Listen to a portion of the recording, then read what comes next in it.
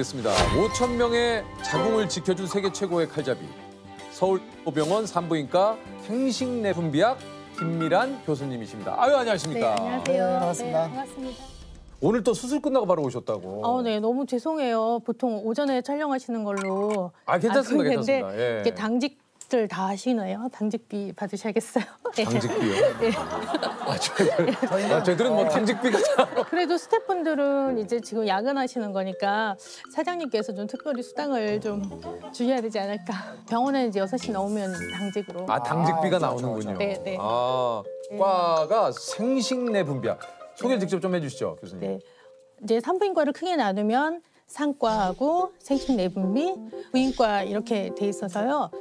생식내분비 분야는 아기 때부터 이제 생애 주기별로 사춘기 때, 또 가임기 때, 또 폐경기 이후에 모든 여성들의 질환을 종합적으로 다루거든요. 이게 어떤 진료를 좀 보시는지 여쭤봐도 되겠습니까?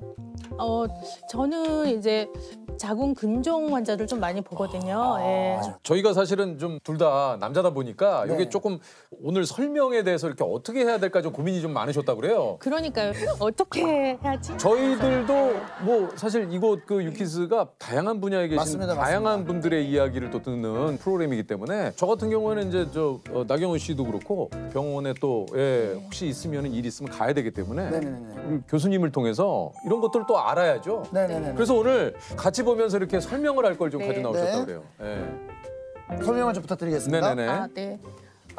여성의 생식 기관인데요.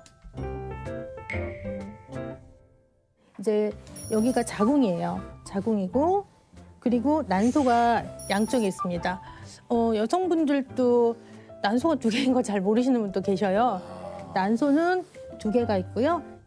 제가 여기 좀 모형을 좀 가져왔는데 예. 이것은 이제 정상 구조예요. 정상 네네네네. 구조. 근데 이 모형은 여러 이제 질환들을 이제 보여주고 있어요. 그래서 질환을 좀 예. 보여주는 그런. 이제 이게 자궁인데 네네. 여기 이게 무엇일까요? 종양. 근종이에요. 근종. 네, 근종. 맞아요. 네. 자궁 근종은 자궁 근육층에 생기는 혹이고요. 근육에 생기는 혹이 그래서 네. 근종이군요. 네, 그래서 뭐 살호기다 이렇게 얘기도 하시는 분도 있는데 근종이라고 하죠. 작은 근종. 네, 자궁 근종은 자궁 근육층의 세포에서 어떤 돌연변이가 생겨서 자궁에 생기는 건 근종, 난소에 생기는 물혹이라고 얘기하는 건 난소낭종. 난소, 예, 낭종. 낭종, 낭, 예, 예, 예. 낭에 생기는. 네, 주머니. 예. 지금 교수님께서 말씀하신 질환들을 정말 요즘 많은 또 여성분들께서 이게 좀 겪고 있다고 좀 얘기 들었습니다. 네. 네. 자궁 근종 환자가 많이 늘고 있어요, 최근에. 예, 맞아요, 맞아요. 네. 요즘은 이제 초경이 좀 빨라져서 여성 호르몬에 대한 노출이 조금 일찍부터 시작되는 것 같고 또 이제 많은 여성들이 또 일하고 하다 보니까 이제 결혼도 좀 늦게 하고 출산도 늦게 하고 그래서 출산하려고 봤을 때 아니면은 결혼을 하기 위해서 혼전 검사를 갔는데 뭐 근종이 큰 게 있다 이렇게 진단받으시면 굉장히 놀라시죠. 그렇겠죠. 자궁 근종 환자는 최근 5년간 최근에는 20, 30대 환자들이 급속히 늘고 있습니다.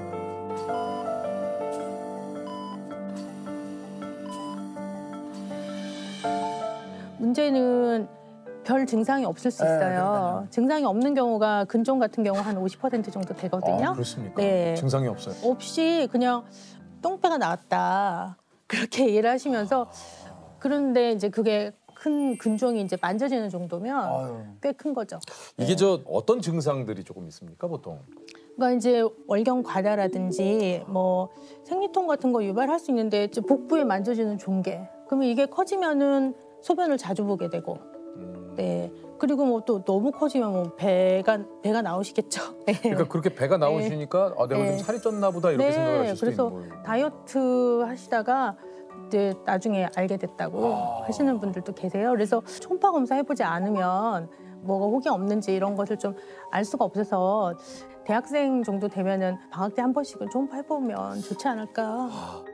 이런 질환이라든가 이런 것들을 모르고 그냥 지나가게 되면 어떻게 되는 건지 또. 예. 이게 또 난임의 원인이 되거든요. 네. 생리도 엄청나게 양이 많으시고요. 제 환자분들 중에 나는 생리 많은 것은 내가 그냥 참겠다 그러시는 분도 계시는데 빈혈이 굉장히 심해지죠. 이제 헤모글로빈이 보통 한 12 이상이 정상인데 심하신 분은 뭐 7, 이제 5 정도 되면 이제 심장에서 부정맥이 뛰어요. 그렇게 이제 빈혈이 심해지면 계단을 오르내리기가 힘들다든지 뭐 그런 증상들도 있을 수 있고 또 드물게는 한 500명에서 1000명에 한 명 정도는 육종이라고 또 악성 종양도 있을 수 있어요. 그래서 그냥 암으로 이제 진단이 돼서 이제 돌아가시는 분도 계시고요. 그러니까 이런 게 있으면 빨리빨리 좀 진단을 네. 받으셔가지고 치료를 받으시는 게. 그렇죠. 이 적당한 시기를 놓치지 않고 치료를 잘 받는 것이 네네. 굉장히 중요할 것 같아요. 근데 교수님 말씀을 엄청 잘하시네요. 전혀 긴장하시지도 않고 정보에 의하면 초등학교 때 4,400명을 이끄는 응원단장이셨다. 아, 응원단장을 하셨어요? 저 앞에 나가서 뭐 하는 거 참 좋아해요. 아, 진짜요? 네.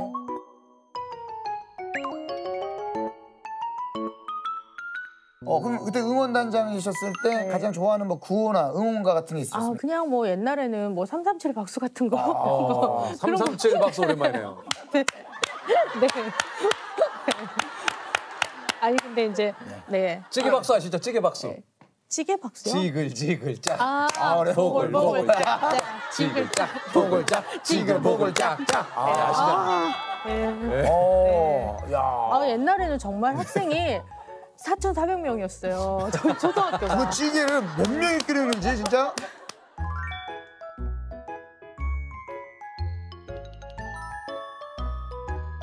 아니 근데 교수님께서 산부인과를 선택할 때 결심했던 신념 같은 게 좀 있으시대요. 네. 뭡니까? 제가 이제 인턴인데요. 인턴 때 옛날엔 정말 아기를 많이 낳았어요. 그래가지고 뭐 애를 너무 많이 낳다 보니까 막 인턴 선생님도 아기를 받는 거죠. 그래서 제가 새벽에 다들 자는데 아기를 받은데 뭐 아기 미끄러우니까 놓칠까 봐 막 아기를 막 이렇게 받았죠. 그래가지고 아기를 빨리 간호사한테 주고 이제 산모한테 제가 돌아가야 되는데 애가 저를 이렇게 딱 잡고 안 놓는 거예요. 줘야 그래요? 되는데 그게 이제 반사거든요. 아기들이 이렇게 잡는. 아, 네. 생명의 그 힘, 저 너무 감동했잖아요. 그래서 그 이후로 이왕 뭐 의사가 됐는데 그 소중한 자궁을 이렇게 지켜서 또 여성 건강을 위해서 내가 좀 평생 이바지해보겠다 그런 생각을 갖고 있어요. 여기 계시는 분 모두 다 어머니 자궁에서 나왔지 어디서 오셨어요? 맞아요. 그쵸? 맞아요. 저희들도 네. 뭐 다 기억은 못 합니다만 네. 다 거기서 온 거 아니겠습니까? 그러니까요. 예. 그래서 자궁이 뭐 박경린 선생님이 뭐 자궁이 지구다 뭐 이렇게 얘기를 하셨더라고요. 그래서 내가 또 무슨 지구 보호 뭐 특공대 뭐 이런 아, 그런 느낌. 생각을 가지고. 네, 진료를 하러 갈 때 아주 비장한 마음으로 가요. 이건 전쟁이다. 내가 정확하게 해야 되니까.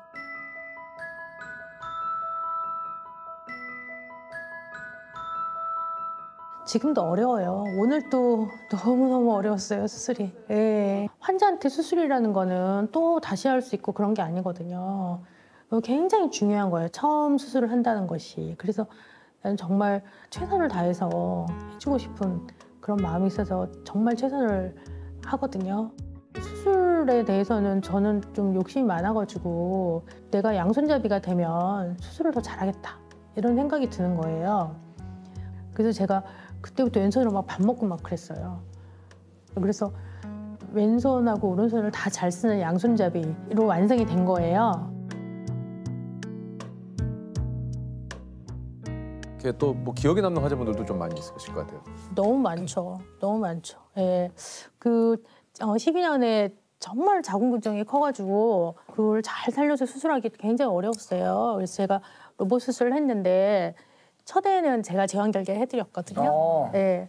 저 그때 제가 혼잣말로 그랬어요. 자궁아 너무 고맙다. 어떻게 그 심한 근종을 수술을 하고 세상에 아기를 키워냈니. 그렇게 생각했거든요. 요번에 셋째 낳으셨어요. 그래가지고 너무 축하드리고 중학생 수술한 적도 있어요. 중학생. 진짜요? 네, 중3이었는데 근종이 10cm. 그래서 10대에는 근종이 안 생긴다라고 말하시는 분도 계세요. 근데 10대에도 있어요. 네, 그래서 그 친구는 지금 꽤 됐는데 공부 열심히 해서 의사 선생님 되고 싶다고 했는데 잘 있나 모르겠어요. 이야. 순천에서 왔는데 대구에서 40대 분이셨는데 근종을 19개 정도 뗐던 것 같아요. 19개 뗐고 정말 마지막 희망으로 했는데 쌍둥이 나오셨던 분도 있으시고요. 그리고 제가 정말 깜짝 놀랐던 거는 제가 외래에 있는데 산모가 갑자기 제 손 잡고 무릎 꿇고 저 손에다가 이렇게 키스해 주시는 거예요. 그래서 아야 왜 이러세요? 이랬더니 정말 아기 생각지도 못했는데 아기 낳아서 너무 감사하다고 뭐 딸 낳았으면은 미란이라고 이름 짓고 싶은데 아들 낳으셨다고. 수술 끝나고 처음에 그 불안하고 초조하고 막 그랬던 얼굴들이 수술 잘 되고 나면은 환하게 너무나 얼굴 환하게 웃거든요. 그 얼굴 보면 너무 기뻐요. 네. 아 정말 환자의 그 잃었던 웃음을 찾아줄 수 있다는 거 그게 저한테 너무 행복한 것 같아요. 아니 보통 그 저 하루 일과가 좀 궁금한데 어떻게 이렇게 하루 일과를 좀 보내시는지. 저는 그냥 뭐 루틴하게 아침에 한 6시쯤 일어나가지고 저희 아침에 밥을 먹어요. 아 근데 나가셔야 되는데 밥을 어떻게 차리세요? 그죠 먹고 살자고 하는 일인데 잘 먹어야죠. 저는 먹는 거 중요시 여깁니다. 네, 그래서 아침 먹고 이제 아침 7시부터 컨퍼런스 하고 그 외래는 6시에 일어나셨는데 그게 돼요? 밥까지 드시고. 저 엄청 빨리 해요. 아니 6시에 일어나서 밥을 차렸는데 7시에 컨퍼런스라고요? 네. 아니 병원이 집안에 병원- 있습니까? 제가 또 병원이랑 좀 가까운 데 살아요. 제가 엄청 좀 빨라요. 제가 7시에 회의가 있었는데 제가 그냥 너무 잠이 들어가지고 6시 50분에 일어났거든요. 집에서요? 네. 네. 근데 저 7시에 그 회의하는 데 있었잖아요.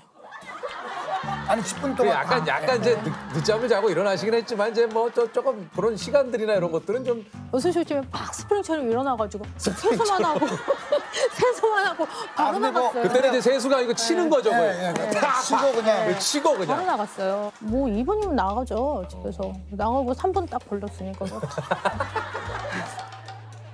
저는 이제 외래 보는 날은 외래를 보고요. 수술하는 날은 수술에 집중하기 위해서 하루 종일 수술을 하거든요. 네, 그래서 6시 정도까지 수술하고 그다음에는 퇴진 돌고 그다음에 이제 주경 야독. 이제 저녁에는 이제 뭐 여러 가지 뭐 페이퍼워크라든지 뭐 연구 계획서라든지. 어우. 네. 근데 그리고 해야 돼요. 교수는 뭐 어쩔 수 없어요. 그러니까 한편성 하셨잖아요 공부를. 아니 그런데 의학이라는 것은 어제의 의학은 그러니까. 오늘은 틀릴 수도 있어요. 저희가 책이 판이 바뀌면요 바로 버려요. 새 판 나오면 바로 그 새 판 버려요. 그러니까 새로운 네. 또 뭐 진단법이라든가 네, 진료 뭐가 있으면 치료법이라든가 이런 게 그렇죠. 나오면은 이제 네. 그거를 빨리빨리 이제 그렇죠. 배우셔야 되니까. 네.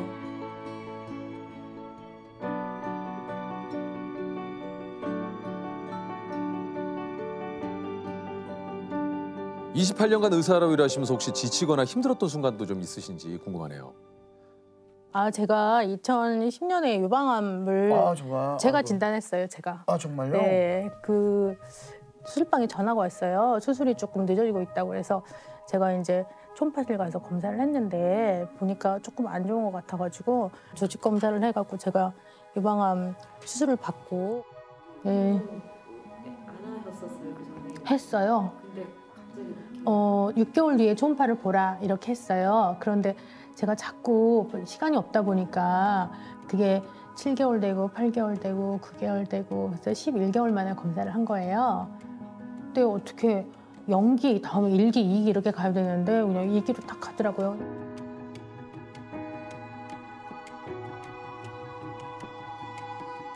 우리나라 유방암 정말 치료 잘해요. 세계적이에요. 맞아요. 네. 아 근데 그렇긴 하지만 네. 성형외과 선생님들도 재건수술도 잘해주세요. 아니 또 덕분이에요. 한편으로는 다. 또 그런 생각도 네. 듭니다. 그러니까 수많은 환자분들의 건강과 뭐 여러 가지를 또 돌보시느라고 이게 또 교수님의 건강은 제대로 또 이렇게 돌볼 시간이 없으셔서 또 그랬던 거 아닌가 하는 생각도 좀 들고. 그러니까 제가 너무 이제 제 자신의 건강에 대해서 돌보지 않고 이런 거에 대해서 조금 하느님께서 너 정신 차리고 너도 좀 돌보고 네가 좀 해 이렇게 저한테 좀 어떤 기회를 주신 것 같아요. 잘 먹지도 않고 뭐 먹는 거에 대해서 막 중요시하는 거 별로 안 좋게 생각했거든요. 아, 뭐 바쁜데 왜 아무거나 먹으면 되지 이렇게 했는데 그 바쁜 시간에도 네. 왜 아침을 꼭 예. 네, 아 이제 또 이해가 되네요. 네, 왜 그러시는지에 대해서. 네. 수술 받고 항암 치료를 하면서 저는 좀 쉬려고 그랬거든요. 근데 갑자기 제가 이렇게 빠지니까 제가 봤던 환자분들이 다 대혼란이 오는 거예요. 그래서 그냥 진료를 하기로 했어요. 좀 축소해가지고. 그래서 혼자 집에서 막 있으면 계속 미식거리거든요. 근데 진료하다가 그러면 조금 잊어버리기도 하고 진료하다가 또 옆방 가서 또 토하기도 하고 뭐 아니 이게 사실 말이 그렇지 이게 아유, 말이 안 내가 되죠. 항암 치료를 받으면서 이게 진료까지 병행을 지금은 하신다는 게. 괜찮으신 거죠? 네네. 네. 그리고 뭐 제가 또 환자로서 경험을 해보니까 뭐 이때는 뭐 이렇게 하면 좋겠다. 이때는 이렇게 하는 게 좋겠다. 그런 또 경험으로서 또 배운 것도 있고 그래서 뭐 유방암 연기나 뭐 일기 이런 정도의 환자분들이 너무 뭐 우울감에 빠져 있고 뭐 아무것도 못 하고 뭐 이렇게 하면 제가 뭐라고 해요.